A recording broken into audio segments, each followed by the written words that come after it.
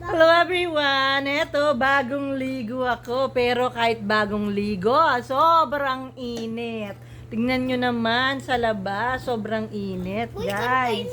Parang hindi ako naligo kahit hindi pa natutuyo yung buhok ko. Kaya pag ganito kainit, ang ginagawa ko, nagpupunta ako dito kina auntie dahil merong kisame yung bahay nila. Pero kami walang kisame, sobrang init dito sa kabilang bahay doon sa amin. Kaya ngayon, eto. Pero itong batang to, dikit ng dikit sa akin kahit mainit. Tapos nakapajama pa. Ang init-init kaya. Gayon. I-video mo. Ano? Ayun, binibidyo na nga kita Lagay eh. mo sa TikTok. TikTok, hindi ako nagti-TikTok, nagbibideo lang ako.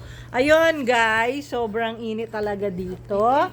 So, kapag mainit, tapos nahihiga lang ako dito sa upuan ni tita, ang gulo-gulo ng katabi ko. Ayun, alam nyo ba guys, itong si auntie ko, naglagay siya ng ng kawali sa labas na may itlog. Akala niya maluluto. Ay, naluto naman. Ay, hindi man. Pinakita ko na sa iyo.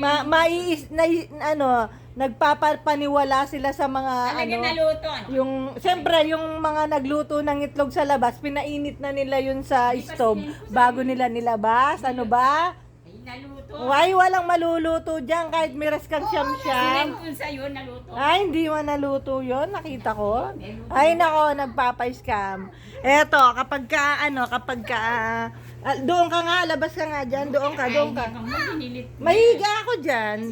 Sinend ko na kaya. Ay, nakita ko na nga yun. Ay, Ayun, ganito, kapag mainit ang panahon, Naluto, tingnan mo. naihiga ako dito sa upuan, kahit nakalahati lang yung katawan kong ganyan. Kaya Kahit naluto kalahati siya, lang. Naluto siya. Tingnan mo sana ba. Higa-higa akong ganyan. Sinend ko ito. Nagpapapress ko dito. Ayan. Kahit hindi pa Naluto yun ang ating yung hindi pa na tutuyo yung buhok ko. Nahiga ako dito. Minsan nakakatulog ako.